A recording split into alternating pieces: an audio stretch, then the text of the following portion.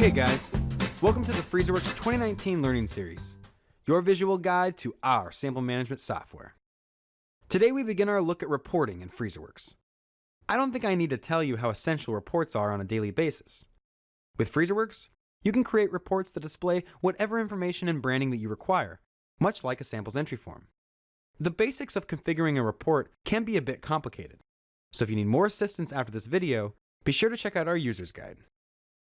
So, to start creating reports, open the configuration menu and select Data Entry and Display. On the mini menu, select Reports. The user-defined reports list view is split into two list boxes, My Reports and All Available Reports. The All Available Reports list will contain every report in the system that is assigned to your group, while the My Reports list contains every report you personally created by default. If you want a report in the All Available Reports list added to My Reports, highlight it and click Add. If you want to remove a report from the My Reports list, highlight it and click Remove. No matter what though, if a report format is assigned to your group, you'll be able to print it. To create a new report, click Add New. Start by giving your report a name and provide a description if you'd like. The next step is to determine what kind of report you want to create, which data table you want this to report on. The report type dropdown contains every data table in your edition of Freezerworks. The report type you select will determine what sections you are allowed to have on the report, what sections need to be on the report, and the type of list views you can print the report from, listed here. For instance, selecting a samples report type means a samples section becomes checked on and locked, as the section is required. If I select an aliquots report type though, the samples checkbox disappears altogether, as that section cannot appear on an aliquots report. If you want more data tables appearing on your report than the type ensures, check on the desired section checkboxes. These steps are very important, as the report type dropdown cannot be changed after you click Done on the overlay, and the report sections determine what fields can appear on the report. Of course, you can always start over if you make a mistake, or simply make a new report later. I'm going to create a samples report with aliquots and transactions sections as well. Click Done, and you'll arrive at the report format configuration form. The left side is the actual report area, while the right side functions as your palette, where you drag fields from, create objects, or add text and pictures. Let's start by looking at how the report configuration area functions. You'll see the area divided into different sections. On every report, no matter what sections you've turned on, you'll have a report header, a page header, a total, a page footer, and a report footer. Whatever you place in the report header section will appear at the top of the report, and whatever's in the page header will appear at the top of every page of the report.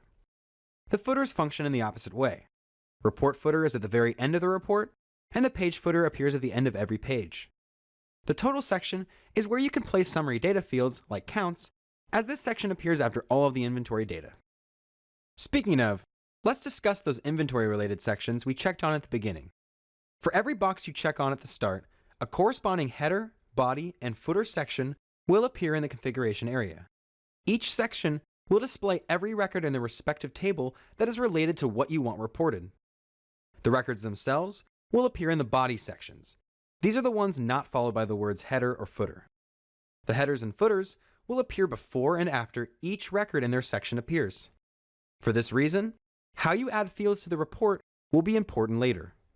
For now, remember that if you don't need a particular section on the report, you can always drag the line below the undesired section upwards until the section isn't visible. In this way, all the sections are resizable as well as removable. Now, let's discuss how adding fields to the report works. As you can see, the fields are separated into their respective inventory tables, like many other places in the program. If you want to add a samples field, click the Samples button. If you want an aliquots field, click the aliquots button. We've also included a General button, which contains count fields for every inventory table, as well as general fields that would be useful on any report, such as page number and report date. Let's go ahead and add page number to the page footer area by clicking and dragging the field. When you add a field to the form, two objects will appear. One of them is the field heading, in this case, the words page number. The other object is the actual data for the field. When thinking about the field page number, we probably just want the number at the bottom of every page, so we delete the heading object. Knowing the difference between field headings and the actual data objects is very important when adding inventory fields. When I add samples fields, I want the headings to appear in the samples header, while the actual data objects appear in the samples section.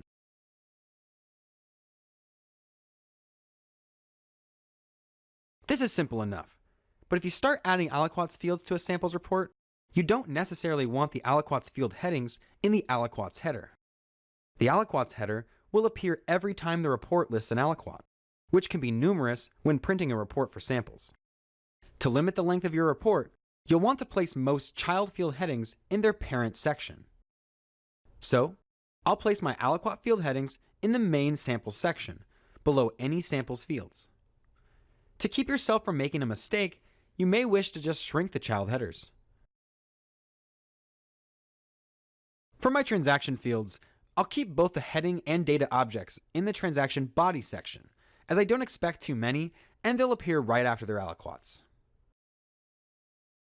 Now let's discuss the various palette tools, like the text tool, which you can use to give your report a title or anything else you can imagine. Be sure to use the object properties to increase the size and/or change the style of your text. There's also the line, rectangle, and circle tools, which can help you organize your data. For example, I'll use a bunch of rectangles and opacity settings to color code the data on my report.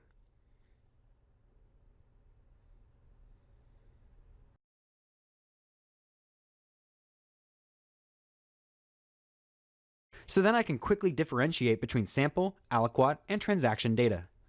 I'll even use the Send to Back button to make sure the boxes are always behind any data. Back on the palette, we have the Picture tool, which you can use to add a logo to your report or any other piece of branding. Finally, if you're having a hard time getting fields to line up nicely on the report, try out these alignment and distribute options to automatically organize objects with each other. Since my report's pretty much done, here's an example of what it looks like printed. Any white space can be removed by collapsing unused sections like page header and shrinking down occupied sections so just their objects fit. The last thing I should mention before finishing the report is that you have the ability to add specific sorts and subtotals to each data table represented on the report. Do this by opening the Report Properties menu and selecting Sorts. For help using this screen, see our user's guide or contact our support staff. Now, I'll save the report, assign it to my groups, and we're ready for the next video. There's plenty of stuff I couldn't get to today, so see our user's guide for all there is to know about configuring reports. Thanks as always for watching, and we'll see you next time.